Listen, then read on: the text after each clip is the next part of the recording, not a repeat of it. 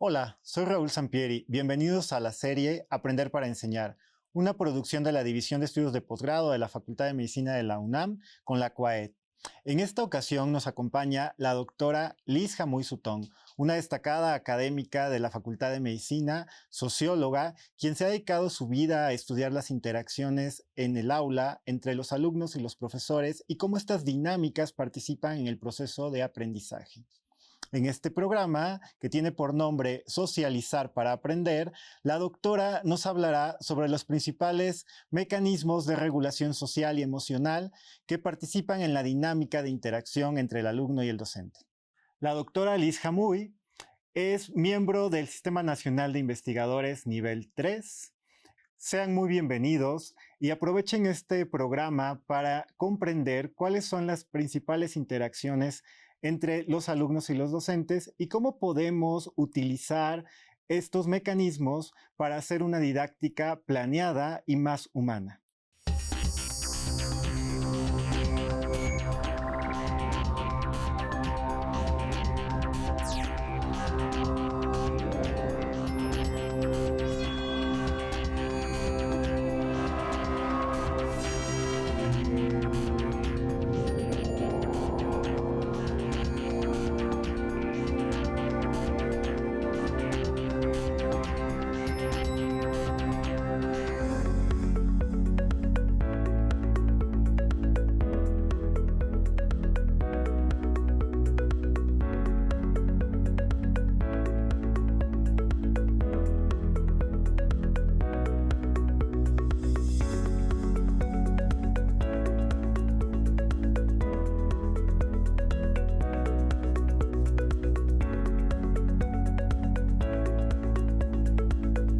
Querida Liz Jamui, qué gusto tenerte con nosotros, que nos acompañes en este tema tan importante, que obviamente trata de la relación estudiante-profesor en el aula y cómo estas interacciones favorecen el aprendizaje. Qué gusto tenerte aquí con nosotros. Al contrario, Raúl, muchas gracias por la invitación, un gusto. Siempre un gusto, y no quiero pasar la oportunidad de decir que además de que es un lujo tenerte, pues eres de las más importantes investigadoras sociales en educación. Y es muy importante que nuestro público lo sepa y además una persona excepcional. Bienvenida, Liz. Al contrario, muchas gracias. ¿Qué es y qué no es la relación estudiante-profesor? Pues lo que sí es la relación estudiante-profesor tiene que ver con el espacio, el modelo pedagógico en el cual finalmente se relacionan unos con los otros. Es decir, esto sucede en un contexto específico en donde el objetivo último tiene que ver con el aprendizaje, con la enseñanza y el aprendizaje. Y para ello entonces se genera pues todo un ciclo educativo que tiene que ver con la programación, el currículum, el marco curricular en el cual finalmente se da esta experiencia. Y de ahí, pues, los programas específicos, la didáctica, las actividades que se llevan a cabo para que este aprendizaje efectivamente tenga lugar, ¿no? Y el tema de la evaluación, que es la valoración de lo que se aprendió o no, y podríamos agregar un elemento más que sería el de la realimentación, que es fundamental para que en última instancia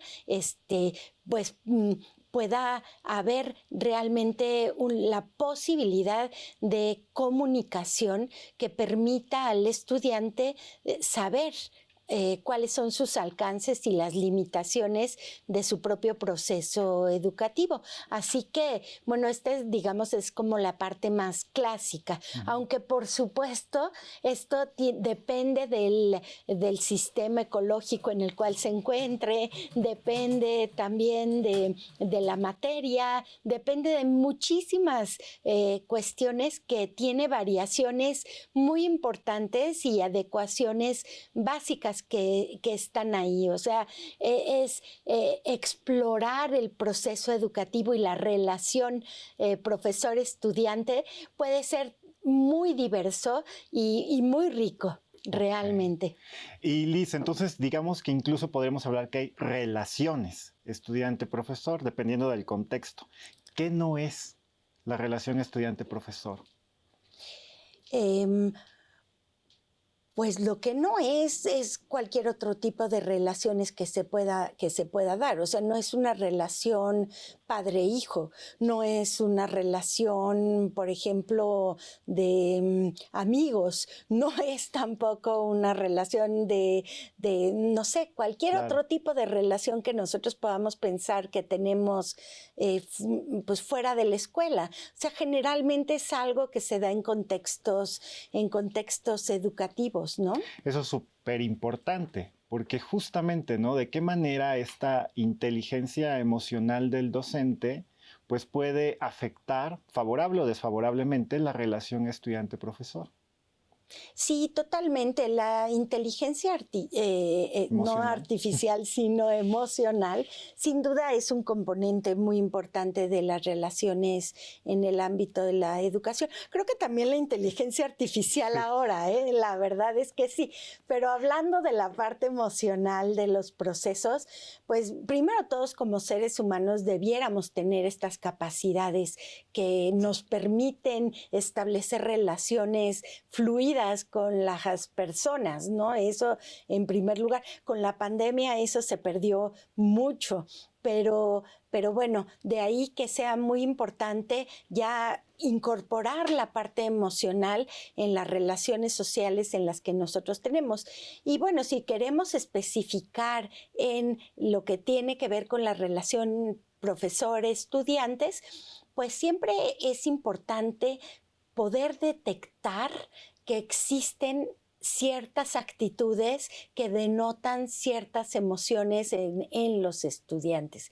Entonces, en la medida en que el profesor reconoce que al estudiante le está sucediendo algo, ¿no? Entonces tiene esa posibilidad de abordarlo y decirle, oye, mira, te noto de esta manera, pienso que está sucediendo esto contigo, ¿qué tienes? O sea, platícame qué es lo que está pasando. ¿Por qué? Porque es algo que está afectando la relación profesor-estudiante. La comunicación se ve alterada por estos estados anímicos y por estas actitudes que están ahí, y es ahí en donde podemos nosotros acercarnos y preguntar.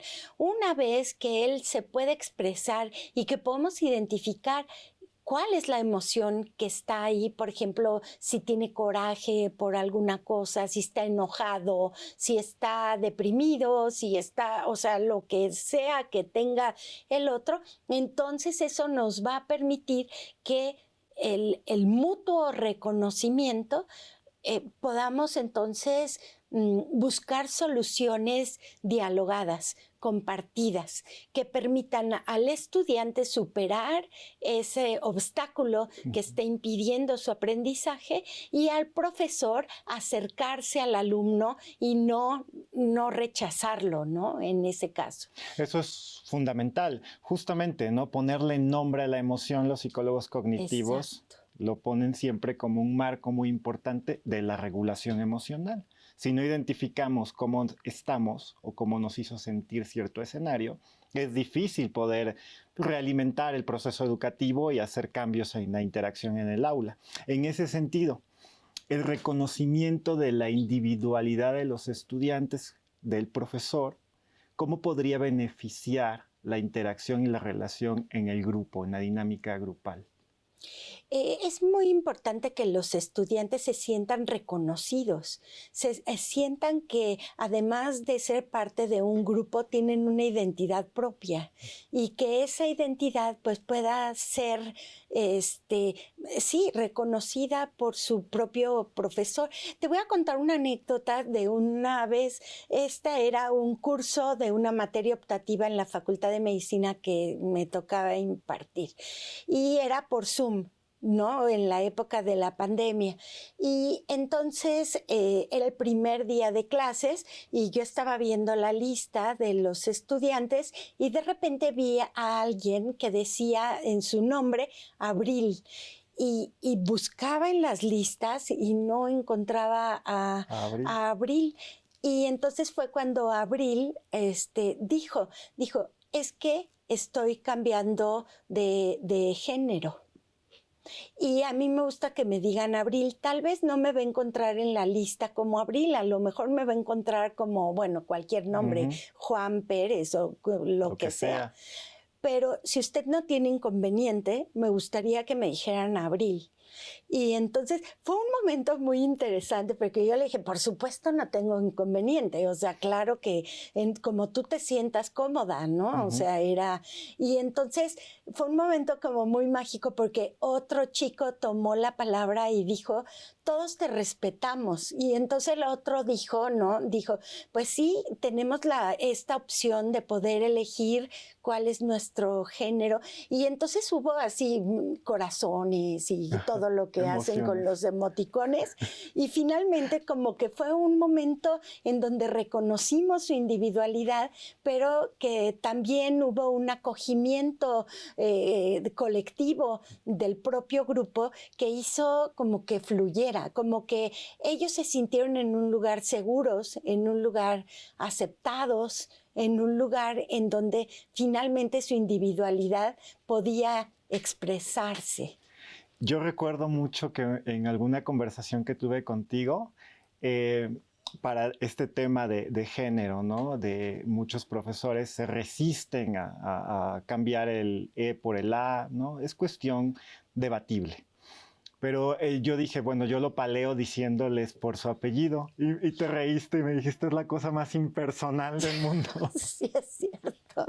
Sí, entonces esa individualidad, ¿no? Con esa naturalidad que lo hiciste en el aula, pues es un reconocimiento tácito pero efectivo, ¿no? De cómo el profesor propicia un ambiente que fue después captado por el grupo y cambió la dinámica, ¿no?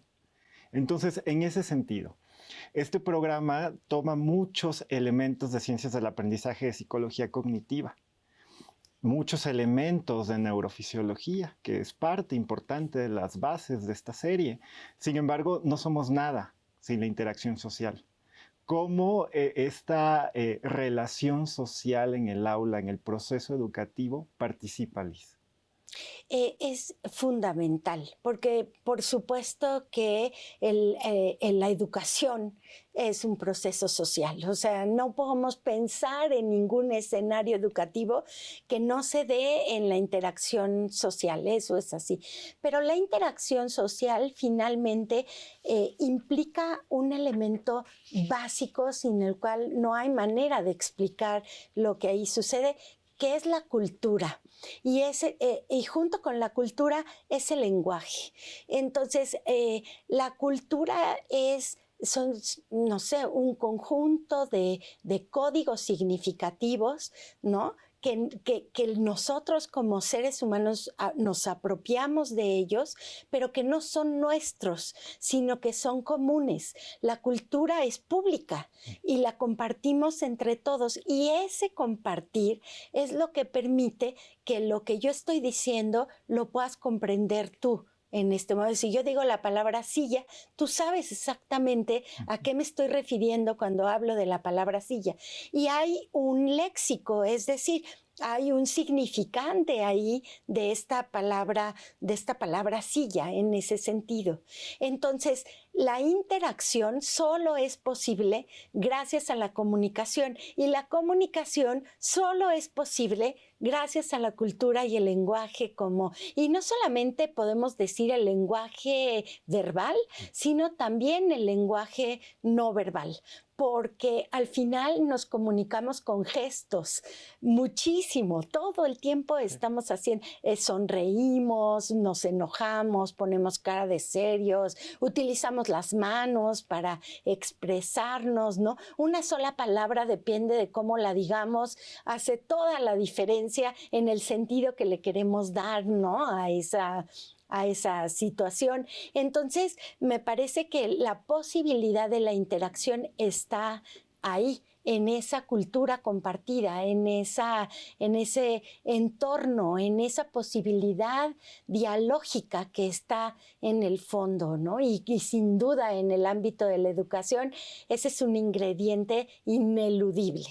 Y la relación estudiante-profesor en esta interacción del entramado social, que es propiamente lo educativo, puede contribuir al fracaso o al éxito del estudiante o de un programa académico. ¿Qué tanto peso, no? Sé que somos más cualitativos, pero ¿qué tanto peso crees que pueda tener esta relación si las escuelas pusieran el foco ahí, ¿no? En atender eso como causas, ¿no? del fracaso educativo en trayectorias académicas? Sí, creo que ahí me gustaría como incorporar un ingrediente más, que es este ingrediente que se relaciona con los contextos y con los dispositivos institucionales en los cuales sucede la interacción. Por ejemplo, no es lo mismo la interacción en una facultad, en la universidad, que la interacción en la clínica, por ejemplo, en el caso de la medicina o de las ciencias de la salud, ¿no? Enfermería, etcétera, ¿no? Odontología. En realidad son estos dispositivos institucionales los que marcan muchas de las interacciones y la manera en que estas interacciones suceden. Entonces, por ejemplo, existen protocolos, por ejemplo, existen normativas, reglamentos y todo lo que tiene que ver con cómo se tienen que comportar uno en un espacio específico, ¿no? Entonces, un chico que va a entrar a la universidad se tiene que poner en contacto con su facultad y servicios escolares le puede dar así un listado enorme de pasos que tiene que ir siguiendo, de fechas que no se le pueden pasar, y eso va normando, va marcando, va creando pautas de interacción que pues cuando uno las lleva al pie de la letra, generalmente puede transitar sin conflicto. Pero cuando esto no es así, se puede convertir realmente en un problema importante. Y entonces ahí, pues las interacciones se tensan. Claro. Yo te quiero contar una anécdota. En alguna conversación que tuve en trabajo de campo con profesores universitarios, estábamos hablando del tema de las tutorías y las mentorías y cómo construir espacios académicos saludables en el aula. Y uno de los profesores, ciertamente frustrado en el tema, me dijo: nosotros tenemos pánico de dar una clase. El profesor ya no quiere dar clases porque tiene miedo, así dice algo políticamente incorrecto, ser demandado, ¿no? Yo considero que hay límites poco saludables a veces y que no tenemos la capacidad algunos profesores de ponerlos. Por lo tanto, pueden ser obstáculos que se impida una buena comunicación o un buen ambiente en el aula. Pero intrínsecamente hablando y extrínsecamente, ¿cuáles serían esos obstáculos que podrían hacer una relación estudiante-profesor tensa? Sí, de acuerdo. Este ejemplo que pones es como muy interesante, ¿no? Porque muchas veces las relaciones se han convertido o digamos están marcadas por la desconfianza de unos con los otros y esto le quita espontaneidad a la relación y le quita también, pues no sé, cercanía, empatía y muchos otros procesos que finalmente se pueden dar cuando hay pues estos canales de comunicación, no solamente de la información y los conocimientos que queramos, sino también en esta otra dimensión afectiva y emocional que es tan útil para que el aprendizaje realmente se dé de una manera pues óptima, ¿no? En ese sentido, cuando incorporamos ya otros elementos, ¿no? Entonces ya nos estamos cuidando del otro, ya estamos viendo a ver si el otro no me va a hacer daño o cómo yo puedo hacerle daño al otro, y bueno, pues esto sin duda se convierte en pues en un inconveniente, en algo que obstruye los canales de comunicación. Lo que no quiere decir que sí tenga que haber conciencia por parte de todos los que están involucrados en esas relaciones, ¿no? De hasta dónde pueden llegar y hasta dónde no pueden llegar, ¿no? O sea, los profesores, por ejemplo, no sé, hay profesores que ya son mayores y que se formaron con otros valores, con otros contextos, con otras creencias, en donde tal vez hacían comentarios que hoy se parecen inaceptables, ¿no? Entonces, pues no hay ni la menor duda que tendrían que tener cuidado y hacer conciencia también de qué manera puede o no molestar eso a su interlocutor, que en este caso son los estudiantes. Entonces, me parece que no nos podemos ir ni a un extremo ni al otro extremo, sino ir manejando situación por situación, ¿no? Para tratar de preservar el vínculo. Sí, que es una competencia por sí misma la autorregulación. ¿Cómo Sí. autorregulas las emociones? Tanto tú como profesor, para que tus estudiantes adopten esas buenas conductas de interacción social. Eh, ¿Qué podrían hacer las universidades, las instituciones educativas para propiciar ambientes? Creo que eso es fundamental. Estamos cada vez más saturados los académicos de trabajo administrativo, de funciones, y hasta cierto punto la relación humana, el tomar un descanso, porque creo que en buena medida este pánico del ejemplo anterior es un efecto de lucha-huida, ¿no? Incluso fisiológico, dijiste ataque, ¿no? Se sienten atacados, ¿no? Y ante el ataque hay protección, yo me protejo cerrando la comunicación. ¿Cómo podrían las universidades hacer que estas interacciones sociales encuentren otra dinámica, Lisa? Pues mira, yo creo que uno de los problemas, y en la UNAM es frecuente que suceda, tiene que ver con la sobresaturación de estudiantes en los salones de clase. Entonces, cuando uno tiene más de 20 estudiantes, ya no los reconoces, ya no sabes bien quién es quién, y esto despersonaliza la relación. Entonces, si de repente yo me enfrento a grupos de 50 estudiantes, pues esto no va a abonar, y lo que muchas veces va a acabar pasando es que el profesor se para enfrente, da su clase frontal, ¿no? Echa su rollo y todo lo demás, pero no tiene la menor idea de cómo eso fue recibido por el otro. Y bueno, esto que sucede de manera presencial se profundiza de una manera impresionante cuando es virtual la clase, porque ni siquiera prenden las cámaras, entonces tú no tienes ni idea de quién está del otro lado de la pantalla, ¿no?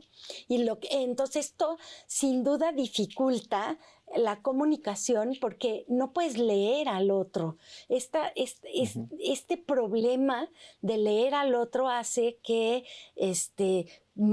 sea pues realmente difícil esta posibilidad. Entonces, ese es un tema. Entonces, si nosotros como institución tuviéramos que ver qué hacemos, pues primero propiciar espacios cercanos. Y otra cuestión que a mí me parece que es muy importante es que a veces las recetas nos sirven, ¿no? O sea, esta cuestión de haz esto y luego haces esto y luego haces el otro y luego el otro, no necesariamente pueden resolver la situación porque somos seres humanos que tenemos características especiales y específicas. Entonces, más bien, en este caso, la reflexión como instrumento y como herramienta para pensar eso puede ser la mejor opción. Entonces, aprender a partir de situaciones concretas, a partir de escenarios específicos y luego entonces reflexionar en torno a ellos, ¿no? Puede ser la mejor manera para tratar de aprender cómo manejarse en un salón de clase y cómo la institución puede propiciar que esa relación efectivamente suceda. Fíjate que acabas de dar con un punto fundamental. Dijiste leer al otro, ¿no? Es un devenir el proceso de comunicación dialógica. El estar en un aula sin la recepción del que está recibiendo la información ¿no? Que fuera una comunicación completamente impersonal, una clase común, ¿no? Una conferencia, y sin ver esas caras, ¿no? Que te permiten a ti guiar el aprendizaje, pues creo que es no dar clases, es no ser profesor. Puedes ser un muy buen conferencista, pero eso diferencia muy bien a la acción del docente, que es entender al otro, ¿no? Entender a través de expresiones y de comunicación su propio aprendizaje, ¿no? Y hay algo fundamental. Las instituciones educativas, cuando quieren asumir un cambio en un programa académico, lo primero que nos preguntan, cómo va a impactar en el rendimiento académico? Ok, vamos a apostarle a las interacciones sociales en el aula como educación, pero ¿cómo lo voy a medir? ¿Sí? ¿Qué impacto o qué efecto puede tener esto? ¿Nos podrías decir de manera muy breve, porque nos vamos a ir a un corte, cómo podríamos evaluar, que no solo sea numérico, este efecto de la comunicación? Sí, en realidad podríamos distinguir aquí entre la evaluación sumativa y la evaluación formativa. En estos temas de comunicación, pues por supuesto estaríamos en el ámbito de la formación, de la evaluación formativa, no la otra. De tal manera que lo que nosotros tenemos que ver es cómo podemos generar ejercicios o prácticas en donde podamos ver de qué manera los estudiantes están procesando toda esa información y todos esos conceptos, ¿no? En modalidades creativas de expresión. Entonces, si tú le dices, hazme un anuncio para la tele dirigido a tal, ¿no? En donde Claro. quieras mandar un mensaje sobre esto y esto y esto, estás viendo que tienen que pasar por procesos mentales, afectivos y de todo tipo hasta generar un producto que de alguna manera pudiera ser útil. Como un indicador. Un indicador. Muy bien, Liz. Pues muchísimas gracias, Liz. Vamos a ir a un corte. Sigan con nosotros, por favor, en esta transmisión. Muchas gracias.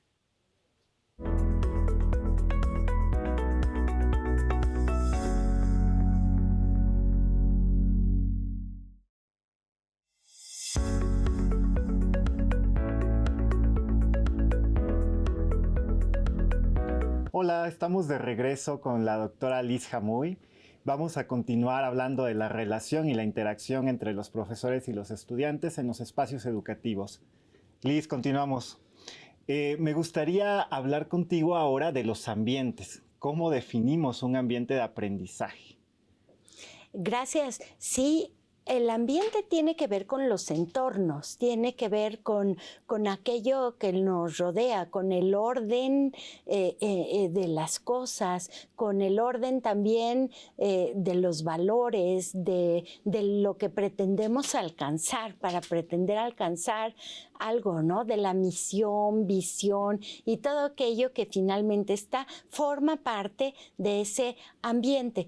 Eso, digamos, desde el punto de vista de lo normativo, pero desde el punto de vista de las interacciones sociales, el ambiente tiene que ver con, pues justo, cómo nos relacionamos unos con los otros, ¿no? Y qué características tienen estas interacciones. Así que los ambientes pueden ser amables, pueden ser fluidos, que den seguridad, etcétera, pero pueden ser también muy hostiles en otras ocasiones, ¿no? Y pues es esto lo que se da.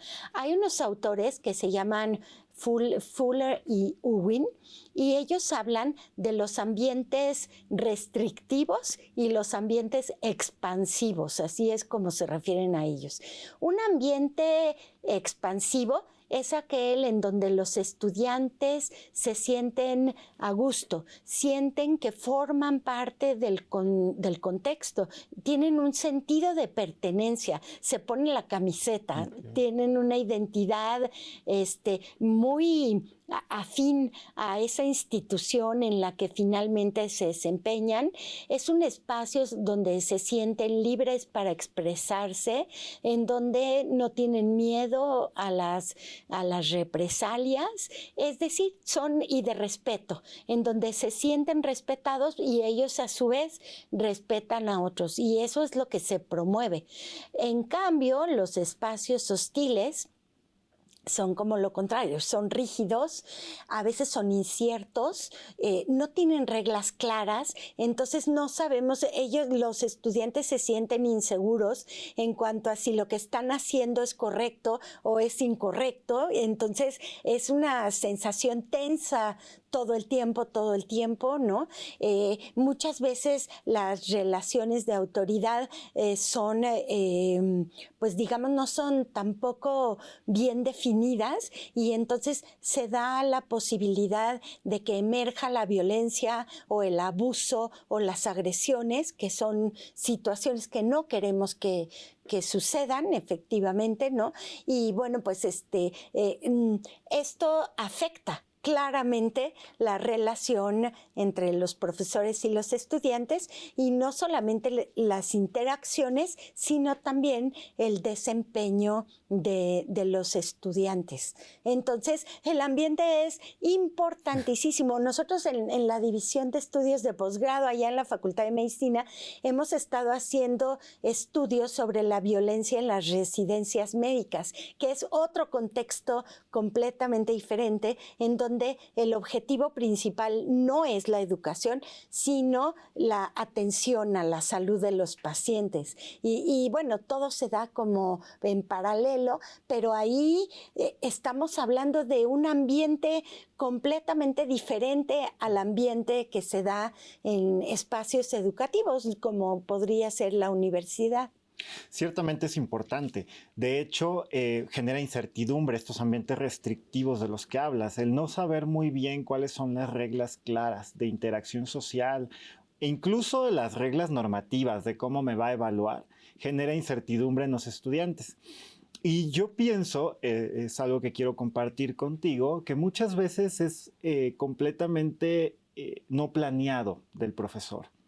Es decir, él no viene pensando, voy a hacer un ambiente restrictivo en donde mis estudiantes tengan incertidumbre todo el tiempo y no sepan muy bien qué van a hacer, sino que puede deberse a una falta de planeación, ¿no?, del propio proceso de enseñanza-aprendizaje, y tratar de sistematizar todo como si fuera un proceso rígido.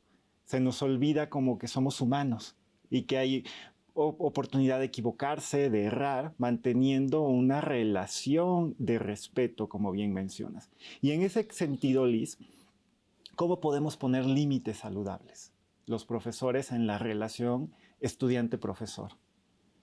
Pues a mí me parece que esto, pues, es importante, porque lo primero que tenemos que reconocer es que no son mano de obra, o no son solamente, digamos, un número en la matrícula. Finalmente son personas, y como personas pues tienen una subjetividad inherente que los hace ser quienes son. En la medida en que el profesor no sea capaz de reconocer esto, ese sería el primer obstáculo a cualquier posibilidad de relación real, ¿no? Entonces nos quedamos en la superficie. Claro. Nos quedamos solamente en yo doy clase y tú cumples y yo te evalúo y te doy un número de calificación. Y entonces el proceso educativo se queda en la superficie y no somos capaces de abordar otros niveles más profundos, que son los que en última instancia enriquecen la posibilidad de crecer como personas, ¿no? O sea, si tú le preguntas a un estudiante, ¿quién es el profesor que mejor recuerdas en la vida o que más te dejó mientras estuviste en la escuela o en la universidad o lo que sea? Y casi te puedo apostar que lo que te va a decir es que es un profesor que lo tocó.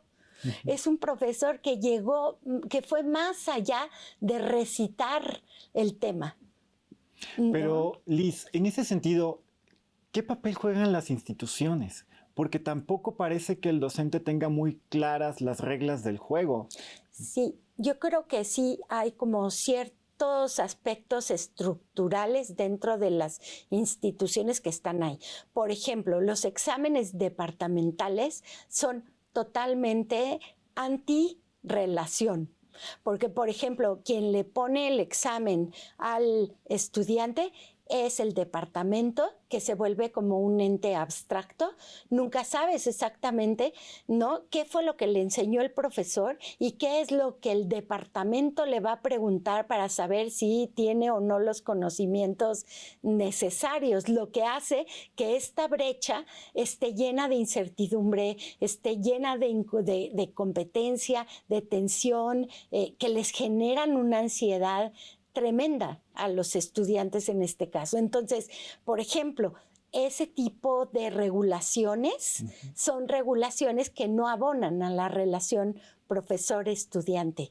Son muy útiles para evaluar poblaciones extensísimas como las que tenemos, por ejemplo, en Facultad de Medicina, donde en cada generación, por lo menos en los primeros años, estamos hablando de que hay más de 2,000 estudiantes y hay que evaluar a 2,000 estudiantes. Entonces se busca la manera, pues, más efectiva de poder lograrlo. Pero eso no quiere decir que sea la manera que permite entablar una relación más estrecha entre los profesores y los estudiantes. Y esto es una medida institucional. Para el profesor tampoco es la mejor manera, porque el profesor finalmente es desplazado por el propio departamento para evaluar, porque es el departamento quien evalúa a los estudiantes y no el profesor que los enseñó. Sí, se convierte incluso en una transferencia, ¿no? Porque habrá profesores que adoptan esta conducta de exámenes estandarizados como una transferencia de responsabilidad, ¿no? No es mi responsabilidad cumplir con el programa académico completo ni formar.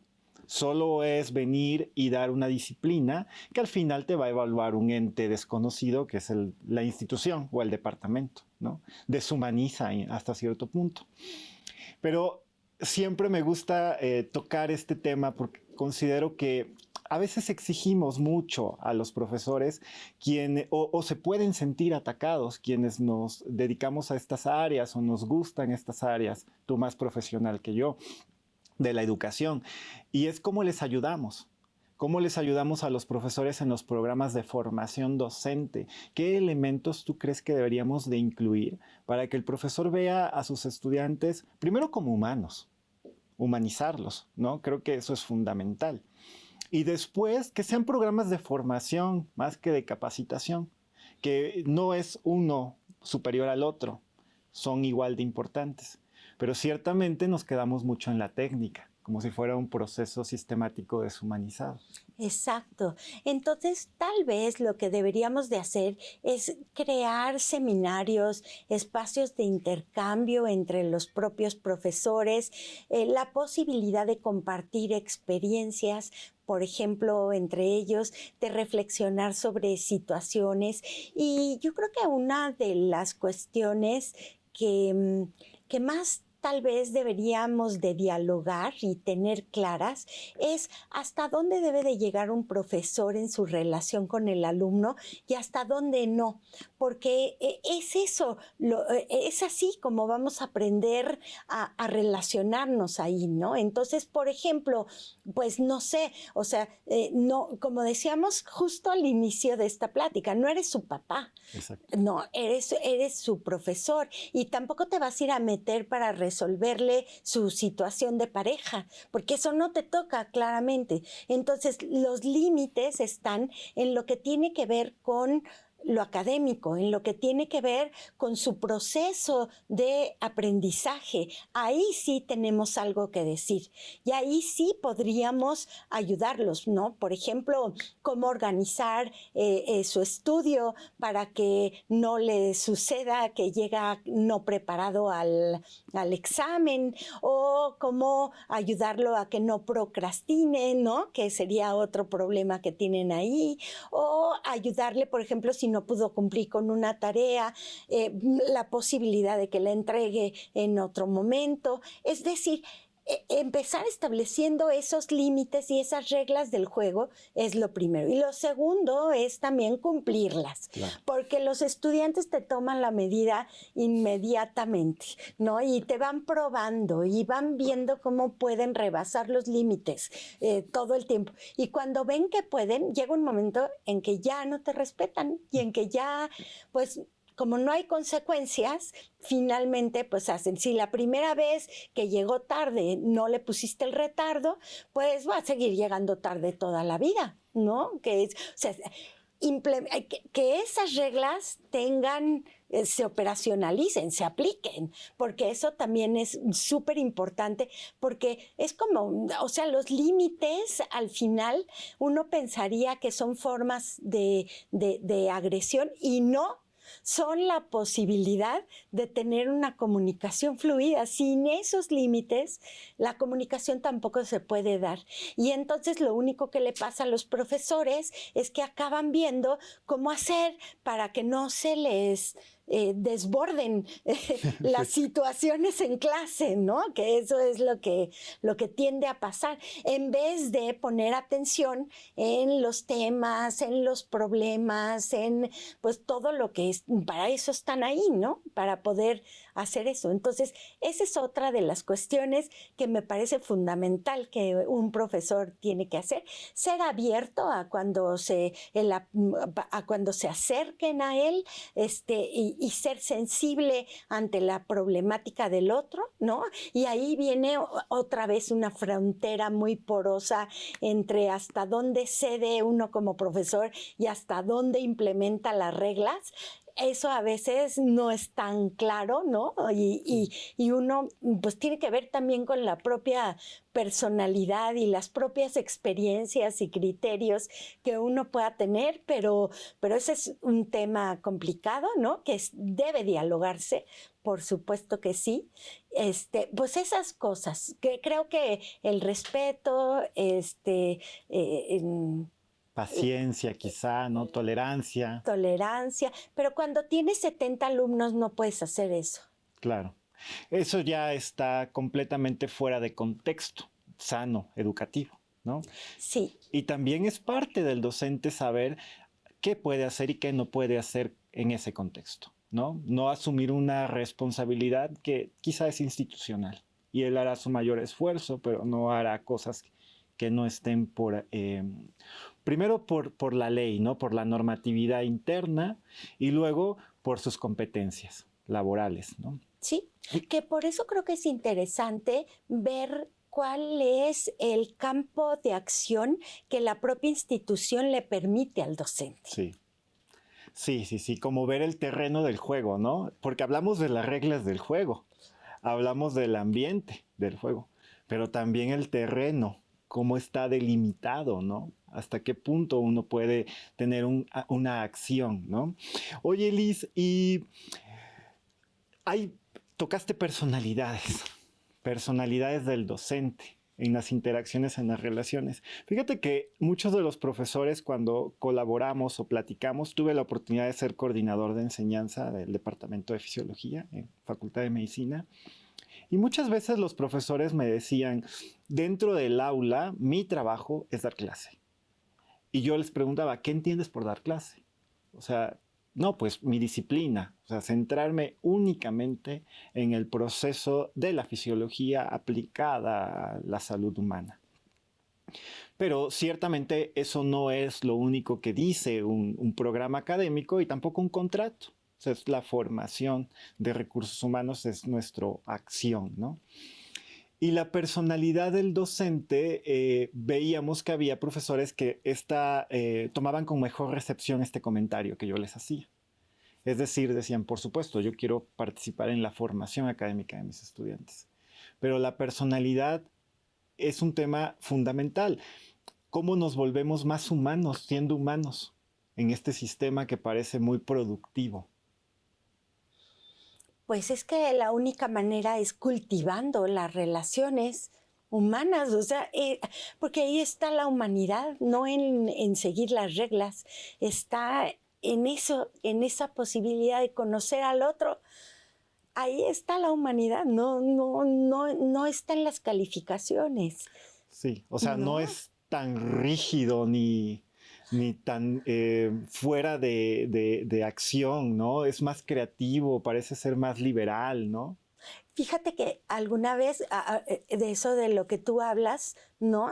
Le decíamos al profesor que él tenía la obligación de orientar a los estudiantes para que supieran moverse en el sistema educativo de la facultad. Y ellos decían, no, eso a mí no me toca orientarlos, que se vayan a servicios escolares y que les digan cómo son los trámites. Yo no tengo por qué, eso no es algo que yo tenga que hacer.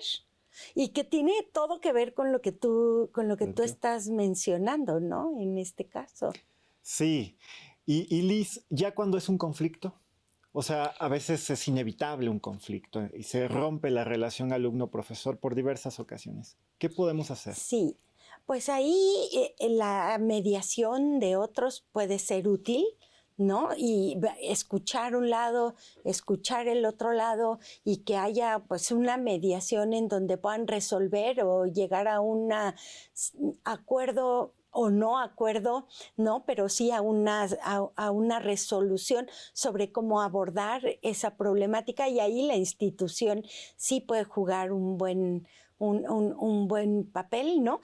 O pues también practicar lo que tiene que ver con la mediación de conflictos, que es todo Sí. o sea, que es todo un tema en sí mismo, ¿no? Y que tiene una técnica así como muy, muy clara, pero yo creo que la intermediación de un tercero puede ser, a menos de que el profesor realmente aplique la inteligencia emocional y entonces sí pueda reconocer sus propias emociones, las del otro, y vea cómo mediar esa situación. Pero a veces ni así, ¿eh? Está tan rota ya la relación o tan fracturada, Sí. ¿no? Que es Entonces hay que posible. alejarse, no Sí. seguir alimentando el conflicto, sino más bien hacerse un lado. Claro. Este balance entre la autoridad y la cercanía en la relación alumno-docente entonces es fundamental. Fundamental. Hay que partir de la idea de que se trata de una relación asimétrica. Y si partimos, digamos, desde la perspectiva de Foucault, se trata de una relación de poder. Claro. Pero las relaciones de poder no necesariamente son negativas, también pueden ser positivas. La relación profesor-estudiante es una de ellas. O sea, el profesor tiene que saber más, el profesor tiene que manejar situaciones, tiene que gestionar el grupo, tiene que hacer toda una serie de cosas que implican capacidades, habilidades que no tienen los estudiantes y utiliza todo su conocimiento en beneficio de ellos, para que ellos aprendan, pero no podemos equiparar a ambos, porque en la medida que los equiparamos, entonces perdemos esta posibilidad de la transmisión de la comunicación y del aprendizaje, que es lo que nosotros estamos buscando. Entonces se trata de una relación de poder, sí, asimétrica, sí, pero con fines positivos. Claro que siempre se puede prestar, como decíamos, a otras formas de abuso y de violencia, que pues eso en la clínica es mucho más frecuente y sucede. Pero no, lo que tenemos que evitar es eso. Y para eso es que está la ética. Por supuesto. Y es algo fundamental del desarrollo cultural del sujeto, la ética y la moral de su contexto. Liz, algo fundamental. Dentro de estas interacciones de respeto que mencionabas de asimetría, eso es un parteaguas. Y me gustaría aquí enfocarnos en ese punto, porque muchos de los profesores que nos acompañan son de media superior o de educación básica, donde el adulto es él. Y tiene que enseñarles normas de convivencia, de respeto y de interacción. No puede delegar y no puede partir de que el estudiante lo va a desarrollar por sí solo. Pero en superior, perdón, a veces se confunde y decimos, bueno, todos somos adultos. Es cierto, somos adultos desde un punto de vista legal, pero sigue siendo una relación asimétrica de poder. En este contexto, ¿cómo podría el profesor asumir ese papel de que él es el responsable del acto de enseñanza-aprendizaje en el aula. Eso lo tiene que tener clarísimo y por eso a mí me parece que es tan importante que los profesores, cuando entran a dar clase a una institución, tomen un curso y que en este curso se hable de estas cosas antes de que se enfrenten a un grupo, a interactuar finalmente con ese grupo, porque es en ese curso donde aprenden cómo funciona la institución, cuáles son las instancias de mediación, hasta dónde pueden actuar y hasta dónde no, cuáles son los valores que se espera, que existen, cuáles son las acciones que se espera de ellos. Es decir, hay toda una gama de aspectos que se tienen que abordar antes de que entre en acción el profesor, ¿no? Para que se sepa manejar efectivamente dentro de un salón de clase y no llegue así como perdido a improvisar cualquier cosa en el salón de clase o a recitar un tema, que es lo que veíamos, ¿no? Por eso estos cursos de inducción son tan importantes realmente en las instituciones, porque es este primer momento de encuentro entre el profesor y la institución que le va a permitir enfrentar o afrontar todas las situaciones que se generen en el salón de clase. Y ahí es donde muchas veces las instituciones fallamos. Los cursos se ven más como una barrera que hay que superar para poder ser contratados, más que una necesidad institucional, ¿no? Liz. O una necesidad educativa. Sí. Digamos, ¿no? Es así. Entonces, sí, claro. Entonces, y la propia institución se resiste, porque dice, es que no quieren tomar el curso y yo no tengo profesor para tal o cual materia. Entonces, es esta manera de ver cómo facilitas el proceso, ¿no? Que ellos ven como burocrático para finalmente incorporar a nuevos profesores. Pero esa no es la intención. Y qué equivocados estamos, ¿no? Qué equivocados estamos porque decimos, facilitar me parece buena idea, pero eso no quiere decir omitir, que es lo que a veces realmente se busca, ¿no? Quitar estos cursos de inducción porque son una traba al proceso de contratación. Yo creo que es facilitar. O sea, si no funciona cierto formato para ese grupo de docentes, hablando de contextos clínicos, ciertamente no pueden venir a tomar un curso. En línea están saturados. Bueno, propicia un espacio. Haz una serie de seminarios en sus instancias educativas. Todos tienen jefes de enseñanza, ¿no? O sea, es cambiar la dinámica, ¿no? Entender el problema. Entonces, Liz, hemos hablado también de autoestima, de regulación emocional. Estamos hablando de la educación en realidad. La sociología educativa. Tú eres socióloga. ¿Cómo podemos nosotros, que no somos sociólogos, entender que el aprendizaje y la enseñanza es una interacción social? Así es. La sociología educativa en realidad lo que trata de hacer es entender cómo se generan y se dan estos digamos, estas interacciones sociales, estas dinámicas dentro de las instituciones educativas. Esto es lo que hace la sociología de la educación y lo que trata, se puede hacer desde diferente perspectiva. Se trata de la investigación generalmente y podemos enfocarlo en lo macro, ¿no? Por ejemplo, ¿qué hace la Secretaría de Educación Pública para normar la educación y qué política sigue, etcétera? Lo podemos enfocar en lo meso, que tiene que ver con las instituciones, o lo podemos ver en lo micro, que es lo que estamos hablando ahorita, que es las interacciones sociales que efectivamente se generan. Y hay toda una serie de teóricos de la sociología de la educación que nos ayudan con conceptos, con ideas, a tratar de abordar estos procesos para tratar de entenderlos. Por ejemplo, ¿qué es un currículum? Claro. Y cómo un currículum modela de alguna manera la interacción. Entonces sí, la sociología de la educación tiene mucho que decir con respecto a esto. Muchísimas gracias, Liz, por estar con nosotros en este programa. Un elemento, brevemente, en 30 segundos, que nos puedas decir que se lleve un profesor a su casa. Que reflexione sobre sí mismo en su vínculo con los estudiantes y que vea cuáles son los problemas y cómo poder resolver esos problemas, ¿no? Con respuestas creativas.